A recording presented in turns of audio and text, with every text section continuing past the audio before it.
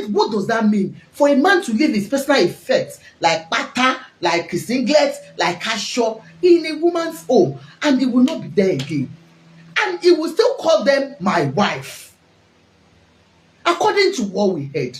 But before I tell you what I heard, when we see other women going through their own breakfast, do not let us rejoice over it. It's not something we should all rejoice about. It's time for us to think about it ourselves. Ó lè ṣẹlẹ̀ sí mi náà o. Kò sẹ́ni tó mọ̀ ṣe ní marriage. Even for us that 20, 25, 30 years in marriage, it's not been smooth. Marriage is not a bed of roses. So, for a musician that's told the whole world that, look, when I married them and, after some time I will leave. And he was saying it with pride. He was happy to say it. It is called pale. It is called pale. Pale. What does that mean? Yemi Ogudiro. Kí ló ń jẹ́ bẹ́ẹ̀? Kí ló ń jẹ́ pale? Pale. Oh, God bless you. Ó pale sí lórí. Let me I need to give the sound effects.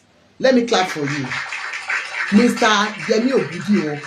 I'm trying to bring out something, and this man really talked about it now. Please help me to power tap. Thank you all power tappers on TikTok. It is called ó pàlè sí wọn lórí.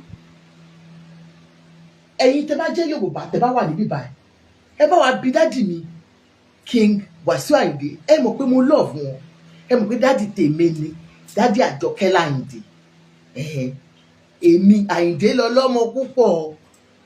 Ayinde lọ́lọ́kan ńlá tó bímọ púpọ̀. Ara wọn lèmi Àjọkẹ́. There's no doubt about it. But I've said it that nítorí ọjọ́ tá máa sùn tá ní jí ká máa sọ òótọ́. I told you about the program I had when Alhaji's drummer, one of his drummers, Heavy Victor, yeah, we all love her. One of his drummers came out and cried out to the whole world, that they were being cheated, And I was one of those that stood out for him because I had some, the privilege of having some information, prior information and evidences to show that, Laji was actually paying them, but it wasn't enough. That man, that Ayo man, came to me nearly.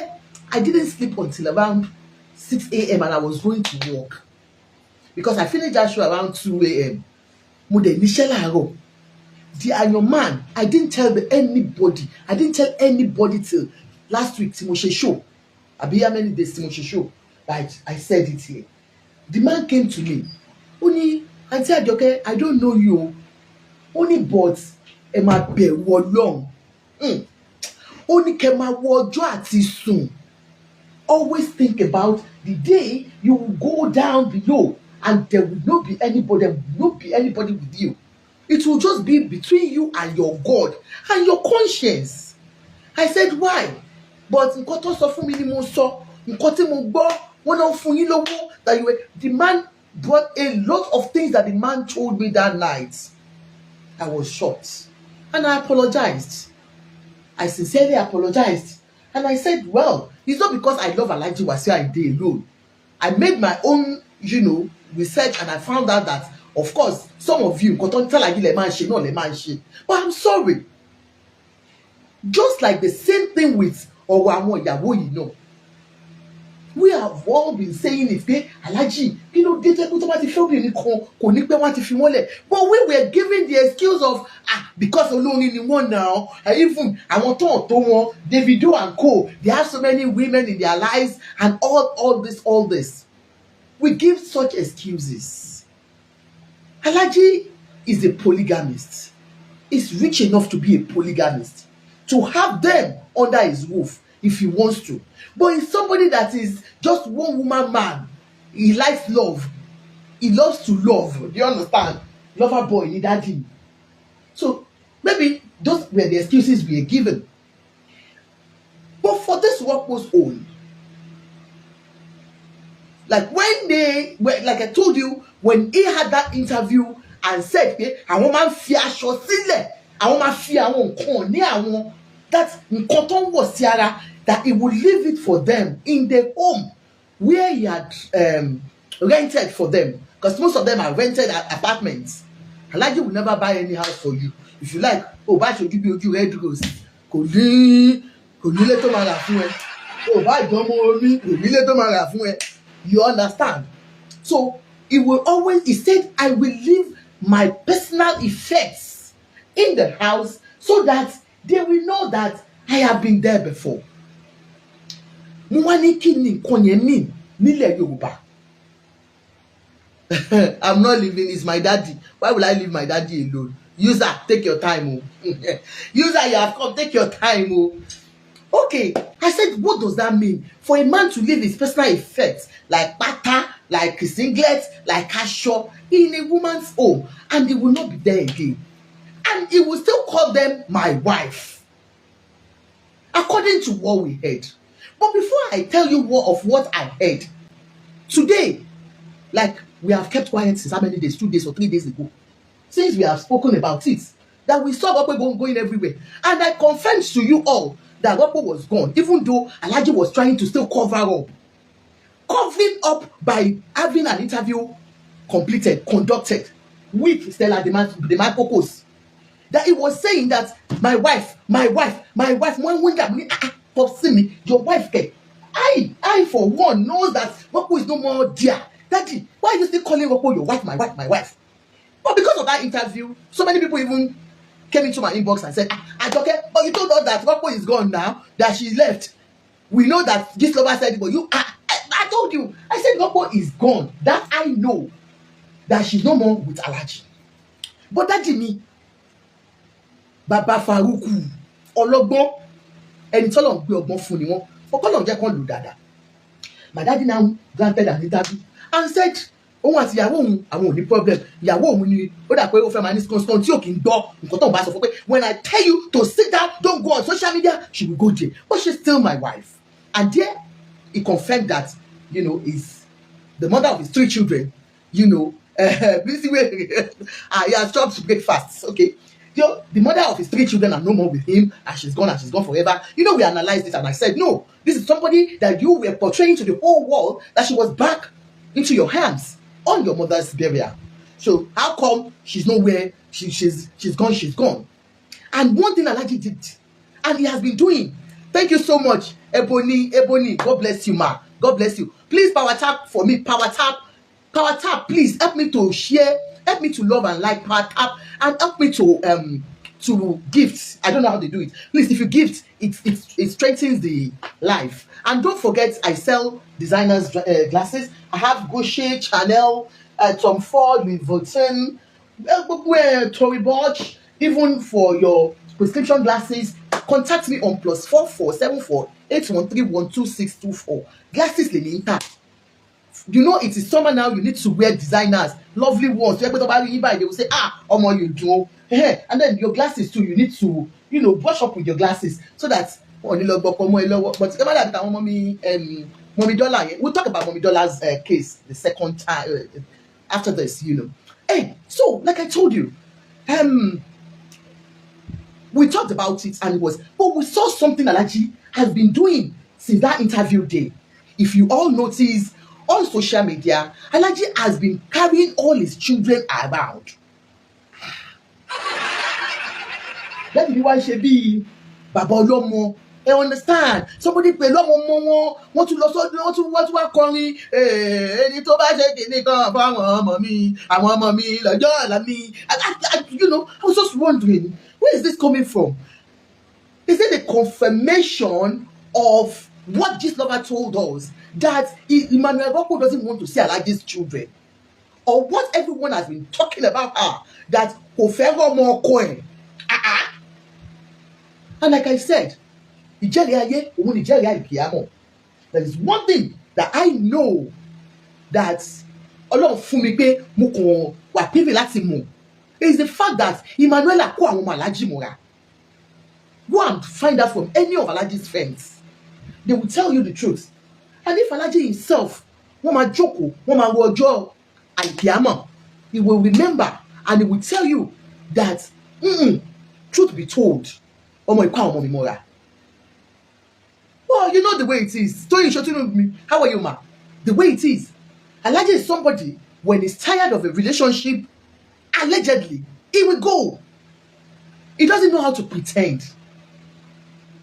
It's just that we have not advanced. We women, Nigerian women, I think we have not advanced to that state of mind that, look, when I'm tired of a relationship, I want to walk out of that relationship. Because Oyibo will do it. When Oyibo is tired of a relationship, they don't pretend. Just like our mother and Beninu Oyibo. They are not like us.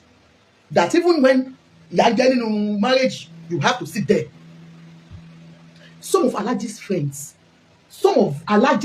don't close Malaji Dada. The things they told me about the relationship, if Emmanuela hears, I burst out to me, how did you know? I am telling you the truth. She hasn't found it funny at all. And not only Emmanuela, even Titi Marshall, I wouldn't know about Yewande, Ayata Ayinde, Bobo, Yewande, I wouldn't know. But for the last two, Ntoju won lọ́dọ̀ Alhaji. Kò sóbìnrin tójú òkè rí ní ọkọ o, so don't get me wrong. Don't say, but you too, your own husband, is he treating you well? And before you now say, do you understand? So, every other women in their homes will tell you that ojú mi rí, but sí àwọn eléyìí, àwọn ìwọ̀sí tí ò jẹ́ kí obìnrin máa gbà nílé ọkọ ni Alhaji máa fi ń lọ àwọn ìyàwó wọn allegedly o. Dáàdì mi, ṣàbùkù tẹ bá fọlọ́pàá gbé mi, èyí náà lè máa gbà mí sílẹ̀. Allegedly, you understand? So, most of this that we are looking at, this is a man that has told you, Nigerians, women, that look, tó bá ti sú mi, màá fi àwọn aṣọ kan síbẹ̀. Kò lè mẹ́fà rántí mi pé mo ti débí rí. And our obìnrin, we opened our eyes. We are falling in love with that lover boy again. I don't know the magic my father has. His magic, his magic must be very heavy. Like heavy magic. Something that you cannot resist. Because nígbà tí bá ti rí ọkùnrin tó wọ́n mi ṣoṣù tó ní, look, tó bá fẹ́ mi. But I'm sure Alhaji will not tell them like that. I am 100% sure. No man will tell you that tó bá fẹ́ mi, yá máa jẹ́ o. A man will always tell you sweet things. Thank you so much, Aduskima. A man will always tell you sweet things. And like I said, we don't know what Alhaji tells most of these ladies. But I saw what Emmanuela wrote today. And for a woman to have written this, she must have sat down and looked at her own worth as a woman. I remember when we had the show here. Thank you so much, Aduskima, Eshima. Thank you for the art. I remember when we had the show, panelists were saying, look, if Emmanuela goes back, that means something is wrong with her head. And if Fetia goes back, that means something is wrong with her. For the way he has disgraced the two women. Princess Kudirat, how are you, ma? Ekalema. That the way he has disgraced the two women. Please, there is somebody in the US. You paid for glasses. You said you wanted to give your brother a gift before I traveled. And I said I made some orders that, but I don't have your contacts again. Please contact me. Your glasses are ready. Please contact me. John to your long. So people were giving their opinions. And I said, look,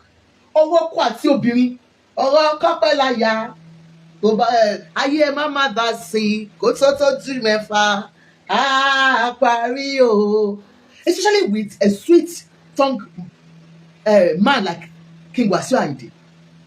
And when you consider a lot of things, there are times that the decision to leave such marriage might be very, very difficult for you to make. It's like somebody K.1 lọ sọ fún Ṣadé Ọkọya wípé Ṣadé yàyí sì pọ̀ jù kó lé ọkọ ẹ̀. Ṣadé ò ní ṣépè fẹ́ nìyẹn. Kọ́tì ẹ̀ máa lu Ṣadé lójoojúmọ́. Regina Daniels, ọmọ tó ń gbádùn ayé ẹ̀, you go and advise her, you are going through domestic violence, leave leave she will tell you, I go wound you. Make I live for where? Make I live waiting. So some decisions are very difficult for women to make. I must be frank with you.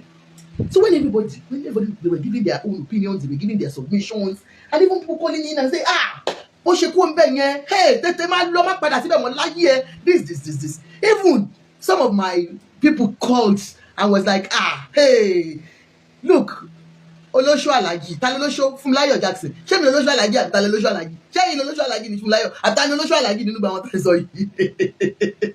Now àbí òkè olóṣù Àlàjì, ìyá dájú mi lóṣù, ẹ má pè dájú tèmi lóṣù. How are you, Adéyínká Tọ́lání, ṣé ẹwà? So, you know, I said, people that were calling me, I said, hey, mi ò mọ̀, mi ò pé Gọ́pọ̀ lè fàlàjì sílẹ̀. I don't think Gọ́pọ̀ will go. You understand? I said, Gọ́pọ̀ will not go.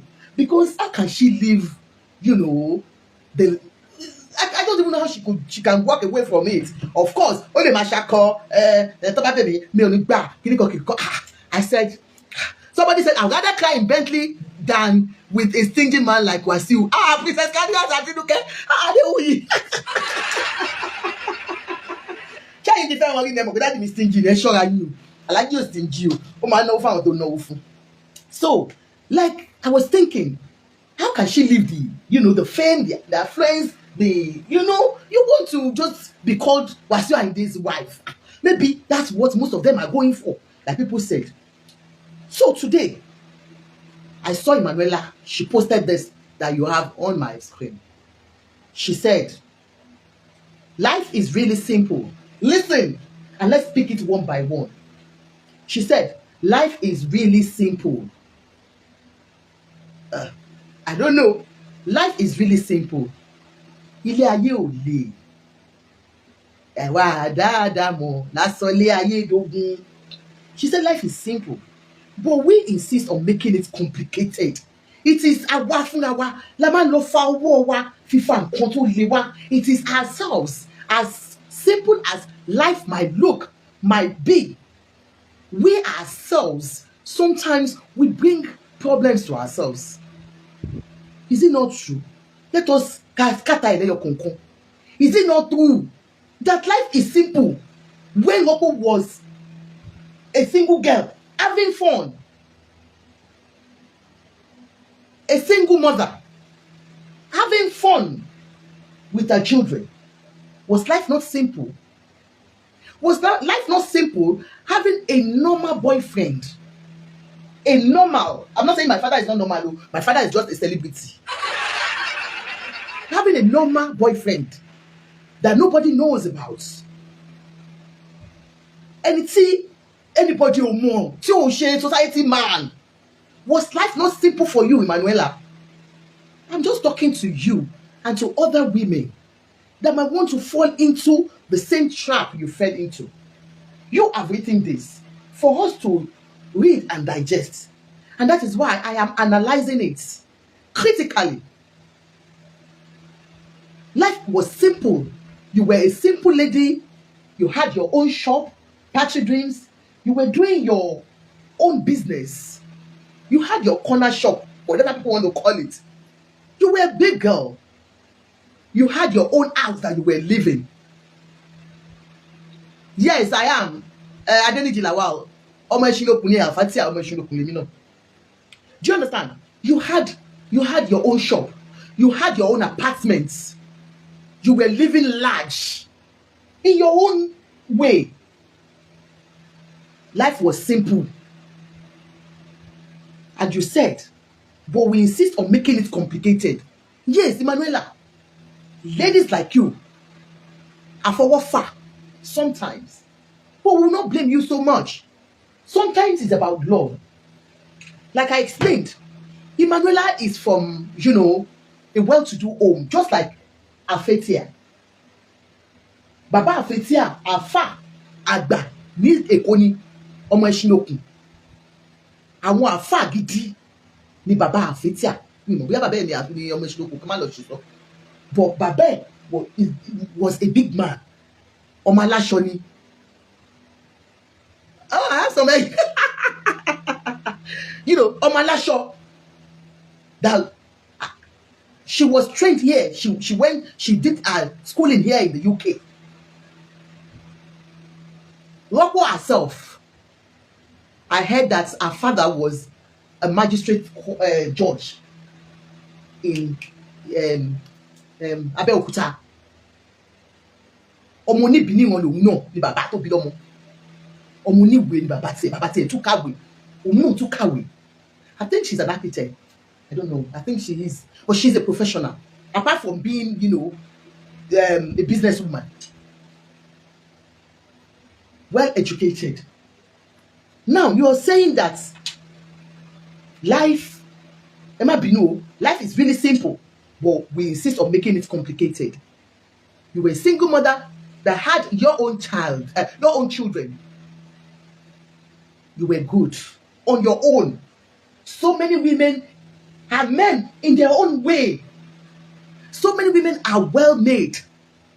But because sometimes we want love where there seems to be nowhere to be found, at a Koribo, if Emmanuela will sit down and have self-evaluation of what really happened, self-reflection of everything, she will think about it.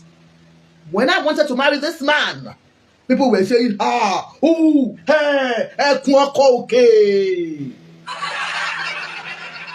Kí ló dé?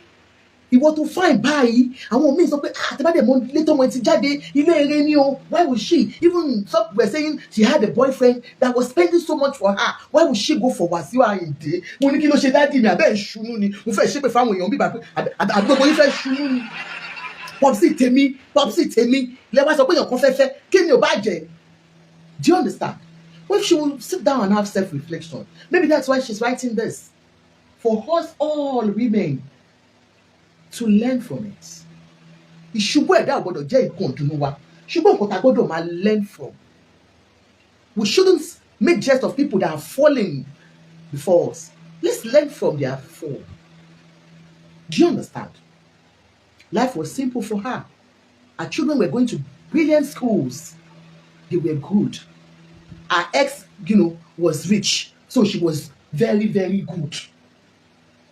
And then you decided you wanted love where, like I do tell people, when a man talks to you, wàá fẹ́ lè mú ìyálé tó ti lọ, wàá fẹ́ lè gún pa. If a man tells you certain things, that's why women, we have to use our brains. Thank God for the children that we are having. They are not like us. They are smart. We live to learn, yes. You understand? When men tells you, when they break up with a woman, maybe they had Yale and then they are leaving the Yale. What they will tell you about that Yale, you'll feel like, you are the best.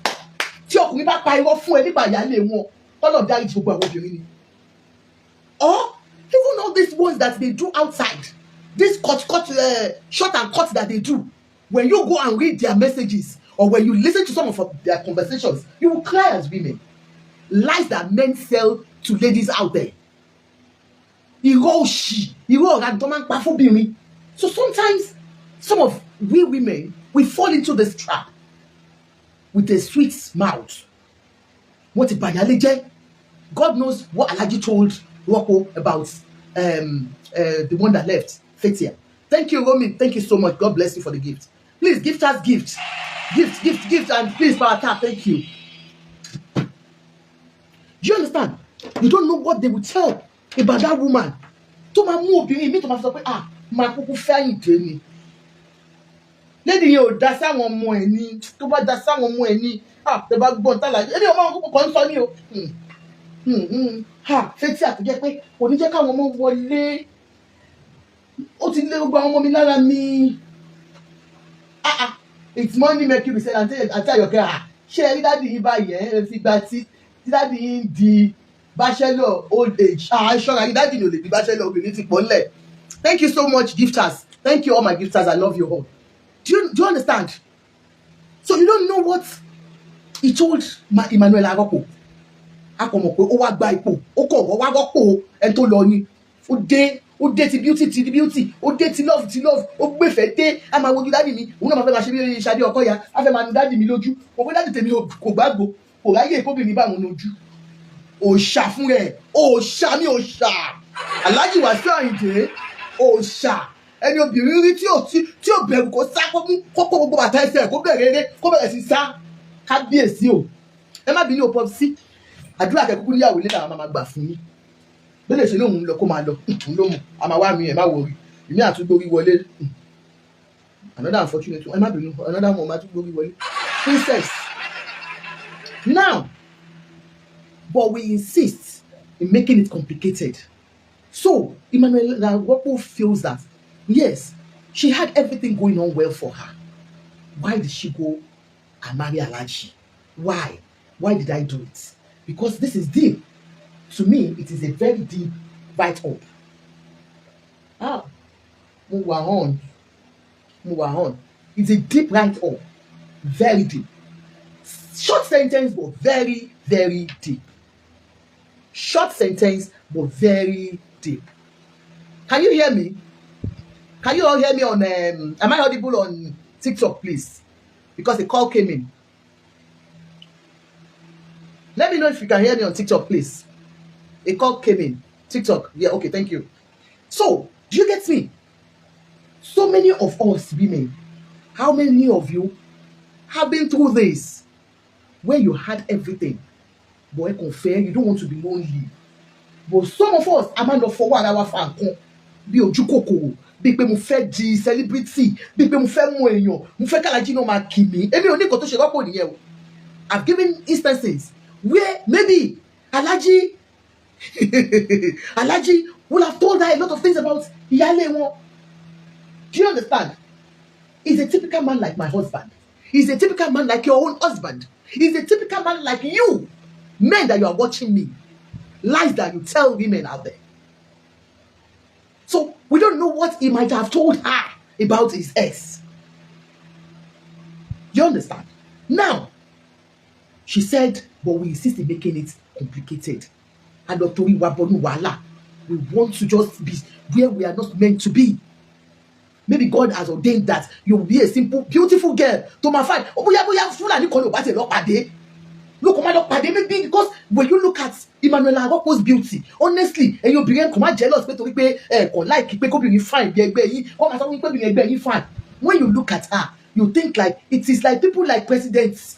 Daddy means the president, so because the man will be daddy will deserve to right she love daddy she love. It's not like that my dad doesn't deserve a fine woman, or doesn't deserve a woman that is doing love. He is not into it.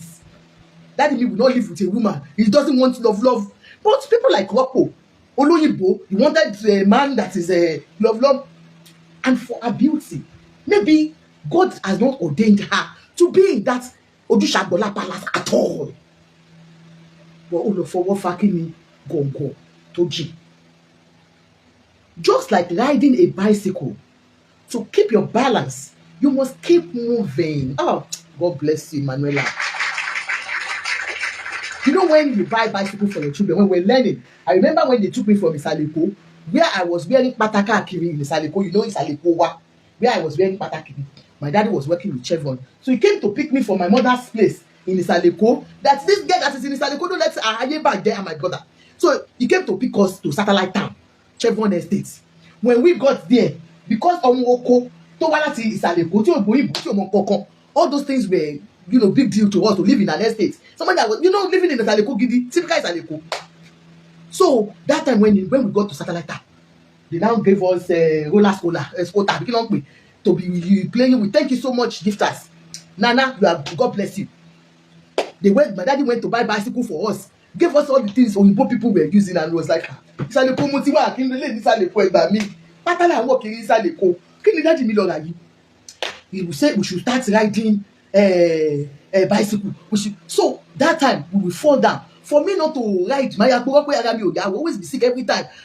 All the people that those people that they came from, good setting, like they are not from Isaleko like me, they were riding. They will say, Kafaya, let's go and ride now. And I will say, hey, me, mama, thank you so much, ma. I will say, hey, I am not my jama, ride because bicycle Isaleko got on my rent bicycle. I want to show me ride me go bicycle here by me my logo last quarter here by me. Hey, scooter, my dear, exactly what she has said.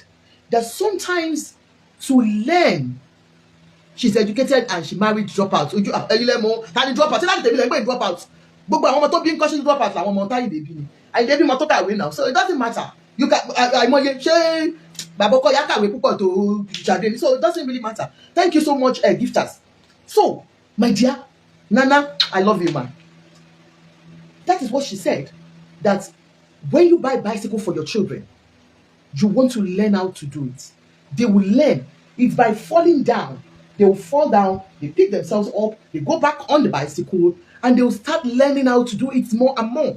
Unlike me in Isaleko, that was running away when I got to Satellite Town because I was ashamed. I didn't want people to know that Isaleko not me more right. Mama papa mo sick, or inform me, but I do me less than. Do you understand? So definitely, that is what she's trying to say. That of course, she has learned her own lesson. That's what she said. Life is like a bicycle. Life is like a bicycle. You ride on, you fall, you stand up, you pick your bicycle, and you ride on again.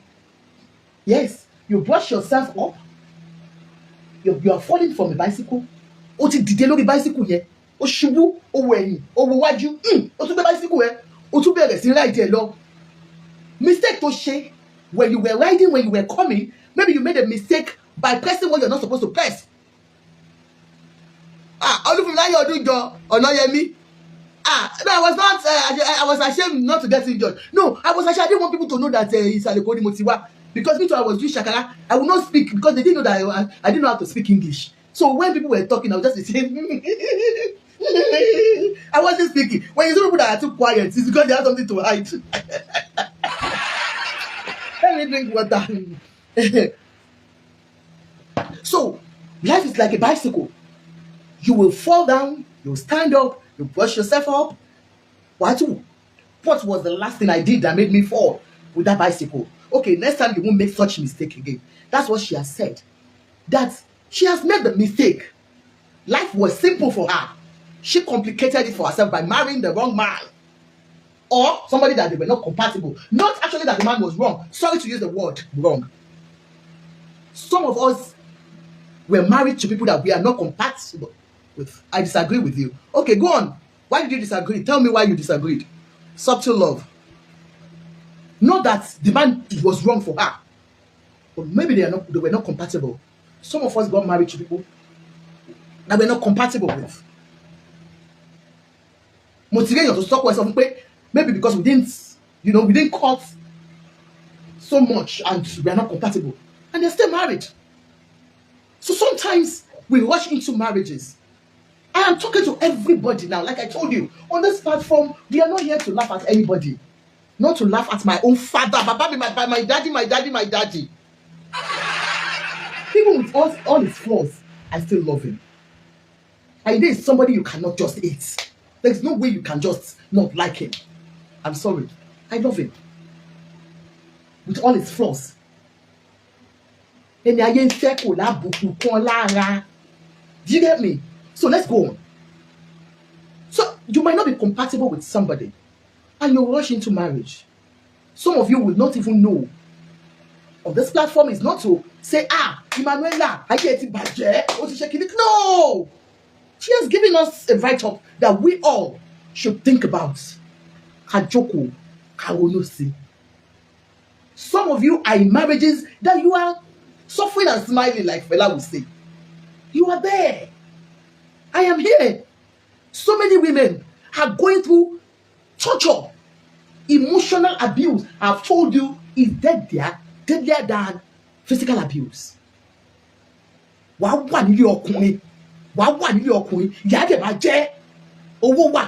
the money, you have everything, but you are not happy. Have you listened to Daddy Freeze's wife, present wife, Daddy Freeze's wife? She said when she was with her former husband. Yes, you one day we have talked about it, maybe or maybe not. Do you understand? Go and watch that the podcast that lady did that time. Daddy Freeze's wife, present wife. You know, she was married to a billionaire, she said. She was married. And it was when that man was now, making life difficult for her after marrying Daddy Freeze. And that is why I brought that statement that why is it difficult for men to move on when they know that their women are trying to move on? They start attacking you. Emmanuela Sile, because you have moved on and you walked out of that marriage. Omo, you are not going to find it funny with Alaji. And it's not because it's allergy. Most men do not like it. They don't like defeat. Most men do not like, they want to be in charge. They want to be the one to say, I am no more doing. Do you understand? They don't care. What they want is to be up there. Men don't like women walking out on them. So this woman, that Fizzy's wife, said she was in that marriage. She had everything. She said she was so beautiful that her husband, all he wanted was to just have a beautiful wife at home. Do you understand? Because of their ego, yes. All the man wanted was for people. She said the man is a top guy, industry guy, very rich guy, That all the guy wanted was, everybody, let them see fine girl. You understand? Yeah, trophy wife. Let them know that my wife is beautiful. That was it. That the only time you will see her smile is when they go out together. Just once in a while. Maybe they have dinner with other big men. He will bring her along. He gave her all the things that any woman would want. Lovely cars, exotic cars. That she had everything. They said that Fizzy's wife. That was, she was never happy. She said she would be in the house and she would be crying her eyes out. What kind of marriage is this? This is bondage. Her children were going to the best school in the whole world. They were doing everything. Summer in America, summer in winter in Atlanta, Georgia, UK, everywhere. But she wasn't happy. So many women are like that. Until she decided on her own and said, look, you have not left me, but I am leaving you. Uncle, Oga, yes, you have put me in the house as a housewife. You've given me everything that I need. But I need more than that. I need love. And I'm not getting it. I am walking away. And that was how she walked away from that relationship before she met Mr. Daddy Freeze. Not only Emmanuela that is going through that. So many of you watching me here are trophy wives. You are decoration wife. You are furniture wives. You're just there for the sake of being at home. Some of your men, they have their fun out there, but you are just being kept. Yeah, I know you one day that's what she's doing. Do you understand? So many of our women are going through this. I will always tell you. Somebody was saying that day, she won shaki no, talk about it no, talk about it no, yawa, you mom see me, the man will be looking YouTube.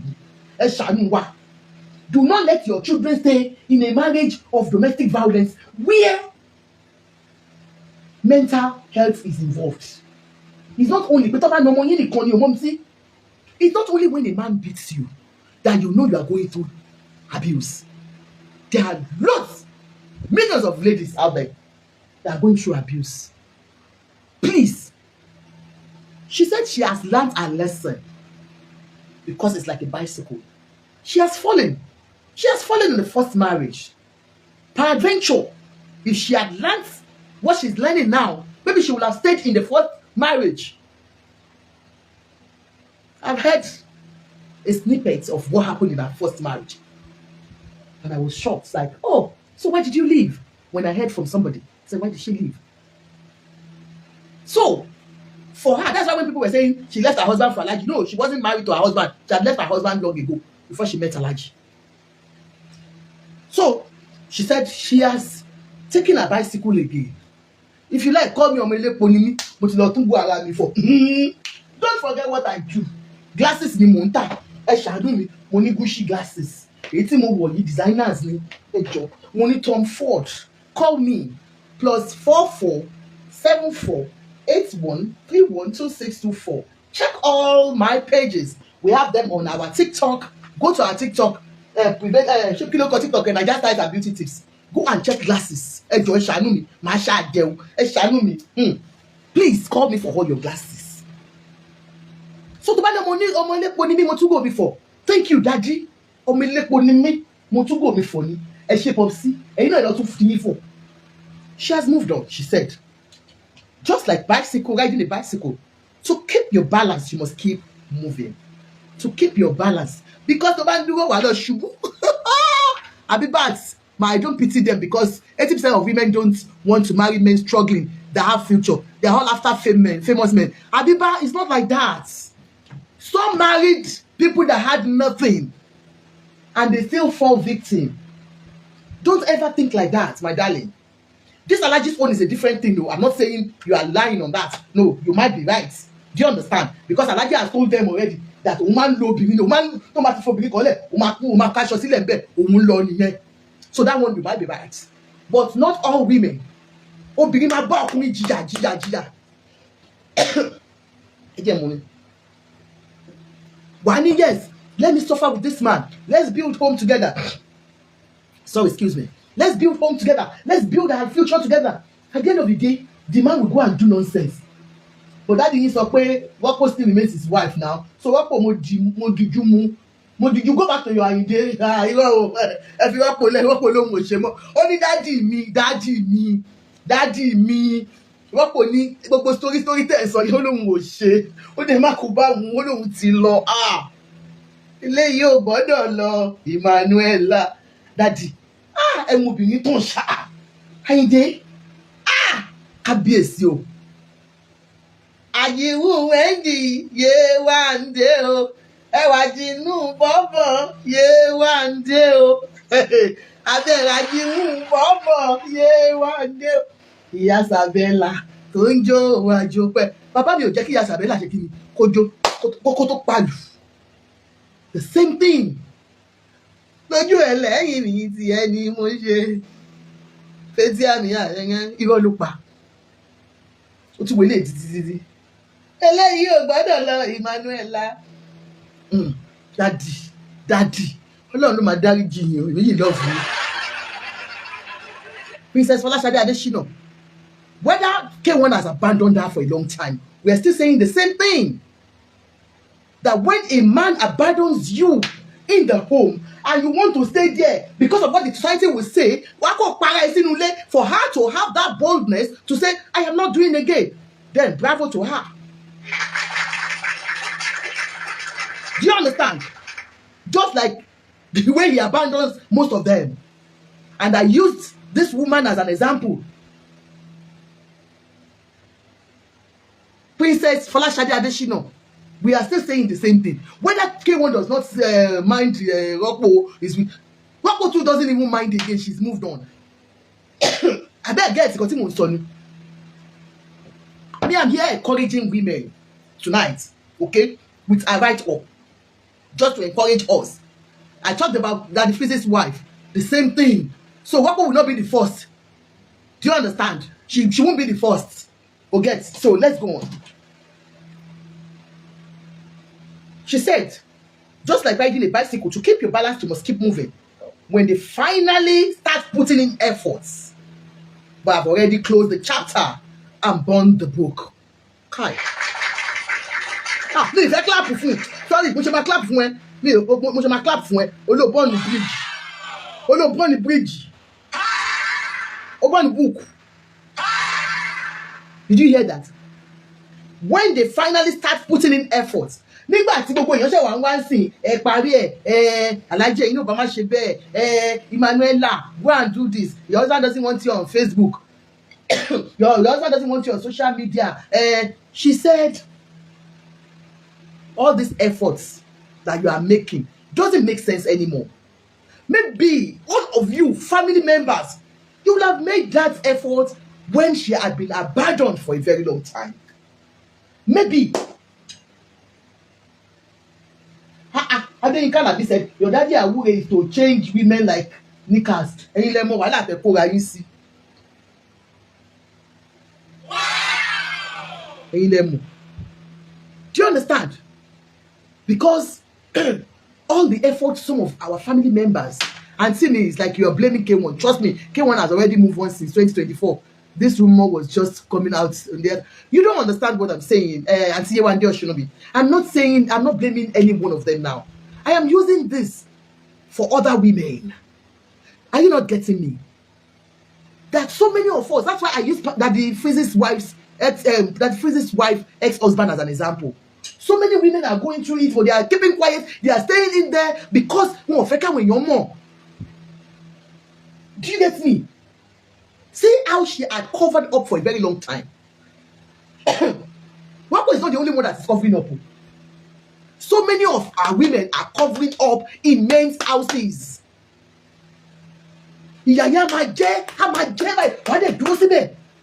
All because of what society will say. You allow the perception of society to worry your head.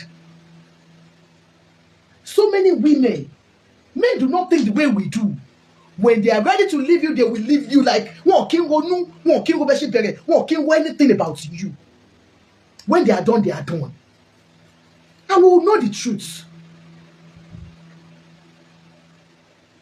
So many things that she kept to herself. That is not karma. It is not karma. Boss Lady UK, it is not karma. Alaji does that to almost all of them. Go and find out. It's not karma. It's his way. Go and find out. So many of them. Èyí tó ń bọ̀ náà bá ṣe máa béèrè níjọ́ wedding wọn bí ṣe máa jókòó rè ṣe mọ̀ pé èmi ìyọkù ọmọ bàbá tí ó kò lórí tó ń wò ní. I will sit down. I will celebrate Alaji. You trust me, don't you trust me? Àti màmá ṣọ. Màmá ṣọ lórí ìkànnì yìí. We will take clothes. We will take aṣọ ẹbí. Àti màá ṣe party. A máa ṣe party. Because they all know what they are signing for. When you see a woman like you that was treated in a particular way and you decide to go for that person because of the sweet mouth or whatever the man has told you, then you should be able to go for it. Whatever happens. I'm sure Wako will be thinking within herself, wait, look. Do you get me? It is not only Wako. Go and find out. That end up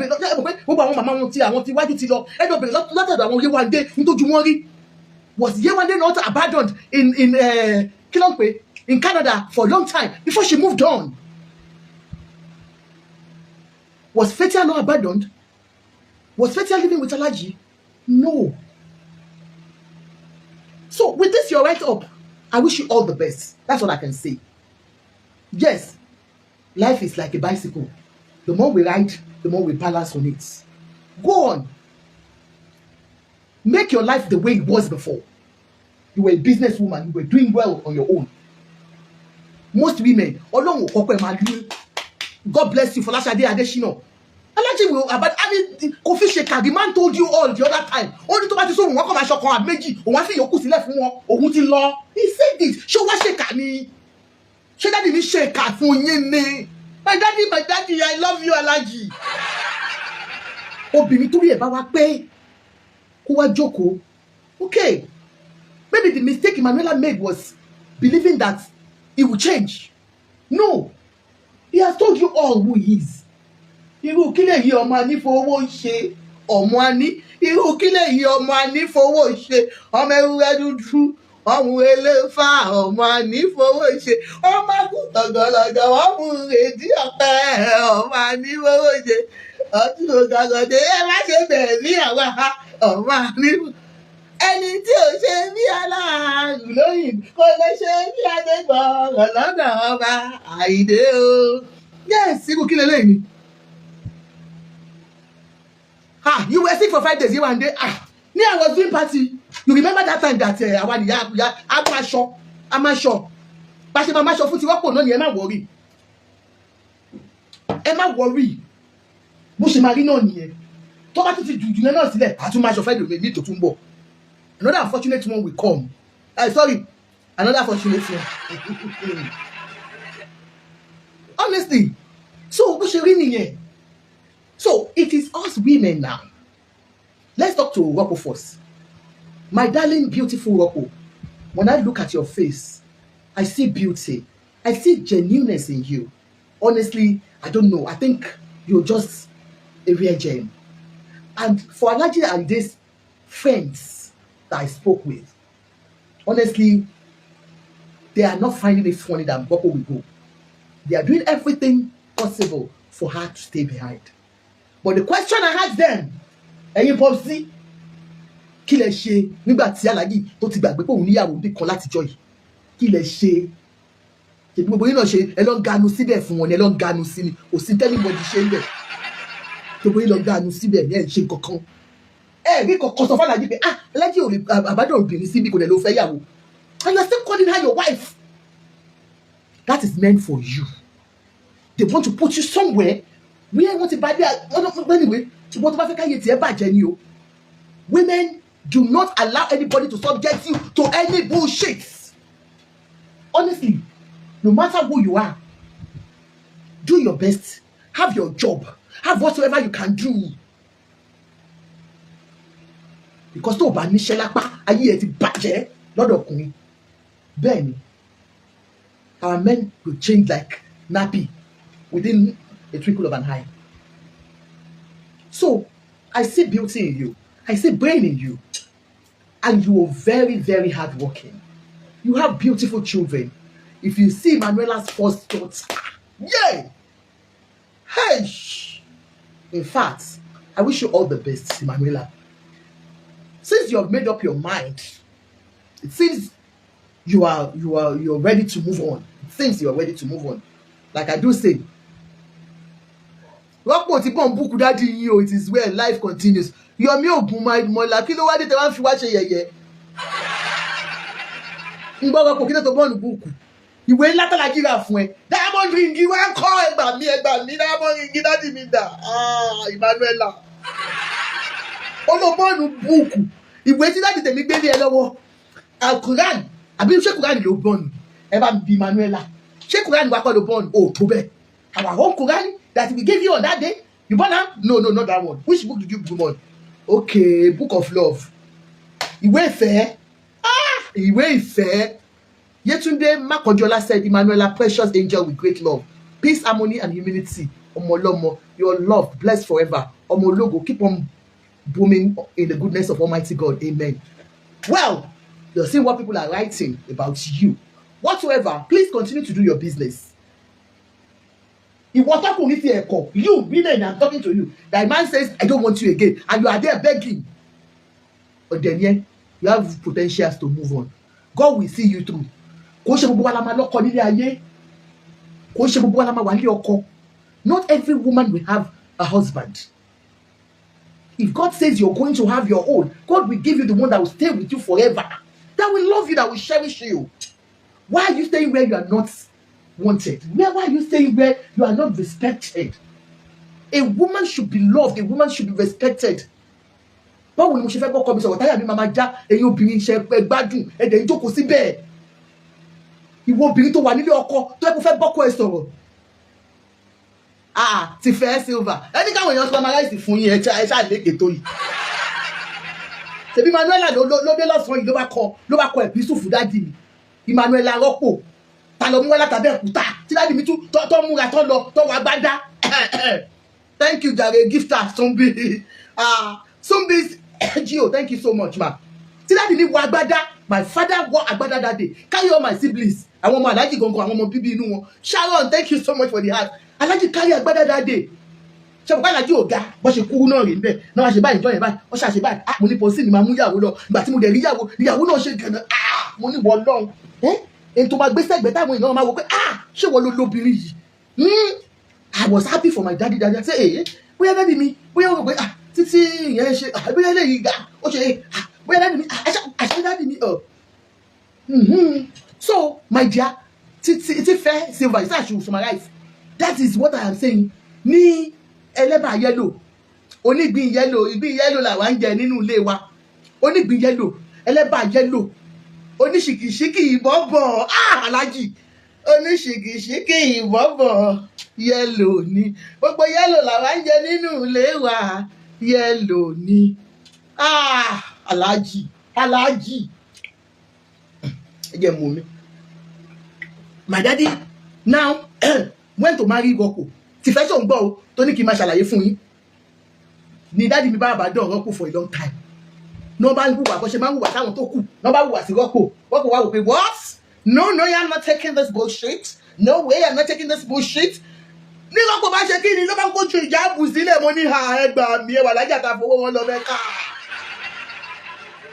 Rọ́pò bá ju ìjáàbù sílẹ̀ ó lóun ṣàlájà bẹ kiss mọ́ ní Rọ́pò bá wọ short bomb àbí kí ẹ má pè bomb short lábárí l'Amẹ́ríkà mo ní ha ẹgbà mi ẹni kọ́ no this is not our alájà bẹ kiss alájà bí kiss ọlọ́rẹ̀ ajá mi àdúrà ti gbà bí kiss alájà mi mo ní alájà bí kiss ẹ máa ti yọ ọgbọ́n alájà ẹ kó bọ́ọ̀mù sára alájà ọba kó ìbòmù sára níjọ Iléyá ọkọ̀ mo sẹ́gbẹ̀ẹ́ báyìí ni wọ́n wọ gáàrùn mo kọ́kọ́ wò ó káṣí máa wò bó ṣe ń lọ pọ́sílì òṣàgbọ̀dọ̀ ká ẹ báyìí pé ó lo ìbòmù níjọ Iléyá ló bá dijọ́ kejì ń bá alájà bí kiss bá tún wọ short bomb mo ní ẹgbàá mi ó bọ́lájà ṣe yọ wọ́n bá kúrò ní púdà bọ́lájà ṣe yọ ìbòhùn nìyẹn o alájà bí kiss bá ní òun alájà bí kiss mọ́ o mo bá di Emmanuela Rọ́pò mo ní alájà ta ṣe wọ́n ká fún alájà ta ká wọ́n ká fún alájà ta ṣe láti mi kó wọlé tó gbé lọ Mẹ́kà pàtó tó lọ Mẹ́kà ó tún ra diamond fún ó tún gbé ọmọ ìtújọ́ kó tún fọwọ́ ajá mi kiss ọlọ́rẹ̀ ajá mi ó káàbọ̀ láti Mẹ́kà alájà mi bíbí kìí sì ṣe yọ Bílíkì kúrò lára nìyẹn o ó ló mọ̀ jẹ́ Bílíkì mọ́ o ó ní Rọ́pò òun lòun padà sí o ló bá yọ ìbòhùn ló bá jùlẹ̀ fún wa mo kọ́kọ́ wò pé ló bá ń jẹun lórí plane ló bá ti wọ first class mo ní Rọ́pò ìyẹn ìyàwó dáàdì tèmi ìyẹn ìwọ wàá sọ tó lọ fún mi l'Amẹ́ríkà bí Rọ́pò ṣe bẹ̀rẹ̀ sí ṣe bí Rọ́pò bẹ́ẹ̀ Mary she wasn't a Muslim it was my daddy that converted her to a Muslim ló bá ju ìbòhùn lẹ̀ fún wa ó lóun wọ̀ bóun mọ́ ibi tí mo ti mọ̀ pé ó fẹ́ bẹ̀rẹ̀ ṣìnà nìyí mo tún ṣọ́ gbogbo movement tiẹ̀ mo ní wo ò lè ṣe ṣìnà lójú mi máa ká ẹ mo ń ṣọ́ gbogbo movement tiẹ̀ mo bá rí pé ó ń wọ short bomb ló ń wọ gbogbo ẹ̀ dáàdi mi grant interview dáàdi mi bá ní because I told my wife to leave the social media mo ní ó máa dùn yọ ìyàwó tó wọ́n lọ Mẹ́kà tó wájú bo òun lẹ̀ tó wọ bọ́ǹbọ̀mù kiri ẹkílẹ̀ wí ẹsẹ̀ wa ìṣe ẹ dúró she's coming ẹ máa dànù pẹ́ ẹ tún bú wa ni ìyàwó ta fẹ́ ní ṣùlọ́kà ṣáàtì ìró papọ̀ mú Rọ́pò ní títì ni wọ́n fẹ́ ní ṣùlọ́kà ni nà bóyá lẹ wà níjọ́ tí a ṣe wedding yẹn mo wà níbi iṣẹ́ ní 4 years ago kọ́ ni Ọlọ́run ló yọ mí pé mi ò lùsùṣẹ́ à ń ṣe iṣẹ́ kọ́fàrè torí amú aṣọ àwọn tí ò tí sanwó aṣọ ló pọ̀ jù lórí láyìn wọn ò sanwó aṣọ Mary Usman ò sanwó aṣọ Mary Usman ò tí sanwó aṣọ ọmọ mọ́là kò sanwó aṣọ dáàdi ẹ ṣọ́ra yín àbúráyọ̀ mo wá wò pé ẹ gbà mí ṣáàkì má ṣàgà ọ̀rọ̀ òde olóòwò àbí wọ́n máa ń pè mo wá ń ṣọ́ Rọ́pò next thing báyìí dáàdi mi dẹ̀ ṣe interview dáàdi mi ní I told my wife to leave the social media my wife not leave my social media my wife want to die on social media my wife interview àti pẹ̀lú àbí wèrè ni dáàdi ó tún bú dáàdi mi orí ẹ̀ ò pé o Stella ti ní which wife that mean my wife is a Rọ́pò my wife is a Rọ́pò I ask my wife is not taking to ruler of the law mo dáàdi mi tún ní ruler of the law ní ìjọ kẹta interview I was watching Rọ́pò I thought Rọ́pò will now change and wear ìbòhùn back Rọ́pò did not wear ìbòhùn back o that following day Rọ́pò now wear another thing that show gbogbo ara mo ní yé ọmọ ti jáde that day I concluded mo ní you are finished for my father you have been serving them breakfast but this time around Rọ́pò you are serving breakfast sorry daddy now today ti fẹ́ that you are telling me to ask you are asking me question o bí Rọ́pò ṣe kọ epistle nìyẹn ló bá ní life must go on I'm going on life is like a bicycle when you ride but they call the bicycle I thought she was talking of a cool bicycle that when you are riding you know when you are riding I was like riding you know I thought that was what she meant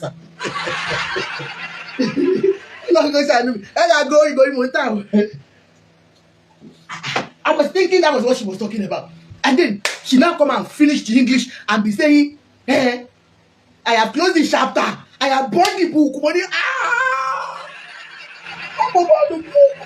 Rọ́pò you did not just finish reading the book and say okay take the book back yo Alhaji Ayinde mi ò kàwé ìfẹ́ mọ́ o you now burnt my daddy's book that he bought with his own money Rọ́pò you get chest olaya kí ló dé I don't like people with chest oní àyà for you to have burnt o tiẹ̀ tún ráyè how did you even write that right up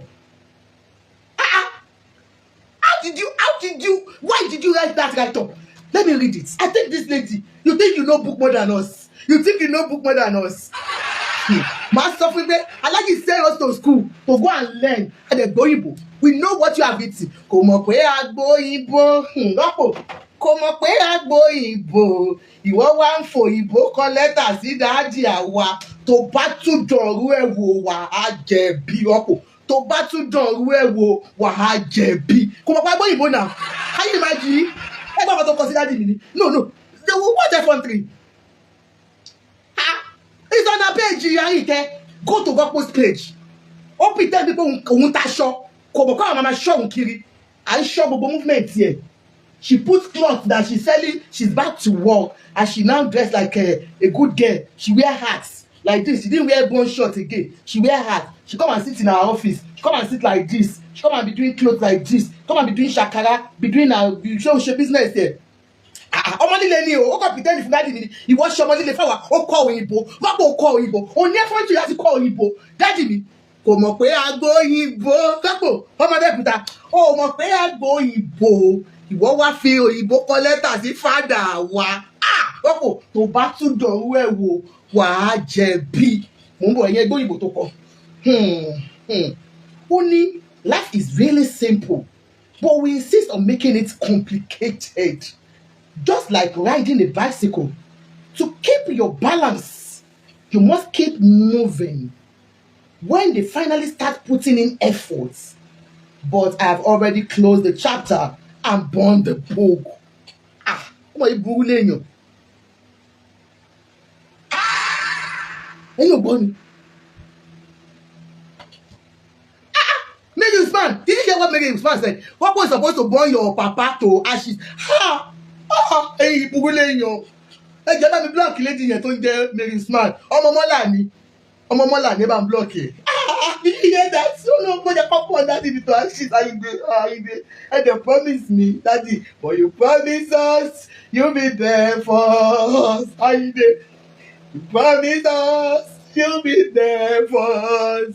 No matter what we do, no matter what we say, but you promise us you'll be there for us. Daddy, ẹ ṣé dáadáa, Ọlọ́run, daddy, Ọlọ́run jẹ́ gbádùn. Daddy, ẹ ṣé dáadáa, Ọlọ́run. Ẹ jẹ́ kó máa fún wa online. Ẹ kó máa fi wá pa online. Daddy, kò dá o. Tẹ bá ti fi dáńsẹ́ẹ̀dì sílẹ̀ mọ́ tẹ́lẹ̀ fẹ́ gbé. Ìwé ilẹ̀ máa gbé pè tó bá yá. Tẹ bá lọ gbé, anyway, mo fẹ́ rí nǹkan tẹ fẹ́ gbé wọlé sí i. Torí nísìnyí Ewagbo ti sọ pé òun mú ìwé ìfẹ́, ìwé olólùfẹ́, ìwé tẹ fún ní alẹ́ tẹ ń kọrin fún. Ẹlẹ́ni your daddy should get out abeg. Á ń bú wọn gan. Ìṣòro Ewagbo wọ́n dẹ̀ ń bẹ̀ ẹ́. Àyíká ọmọ bá fẹ́ gbèsè dé Ewagbo don go. Dákun ìyá mi má bínú ìyàwó mi. Yà begging you, why you doing ṣàkárá? Ó tún kó ìbò fún dádì mi. Obìnrin ò ṣe bẹ́ẹ̀ fún Dàpọ̀ Sírí. What can we do? Okay, mo like daddy me yati yẹn ṣe ní narrative pọmọ lòun fẹ́. Ayinde, ọlọ́gbọ́n bàbá Faruku. Mo ti daddy mi wá ṣe. No wonder, daddy mi rò pé ọmọ yìí serve me breakfast.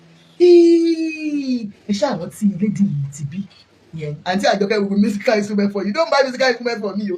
Níta. Do you remember that one that come and give odindi ọba? Ṣé yẹn ni wọ́n náà wá fẹ́ follow step ẹ̀? Tó ná àbádò yẹn náà gbà yẹn ni ní kọ́ ọmọ kúkú sọ alẹ́jì ni ó ní kábíyèsí àbádò yẹn náà ni ọmọ lọ́mọ ya kọ lẹ́tà yẹn dùn tó yìí orí double face lọ́ba ọmọ yẹn kọ lẹ́tà o ọlọ́run ọba o kí mo ò jẹ́ kí lẹ́tà tiẹ̀ pọ̀ wọ́n ṣọ́tìlẹ̀ ó portable ó make a short wá sọ pé o ti burn book. Afolakemi Nike, you never lost any woman. No, don't worry.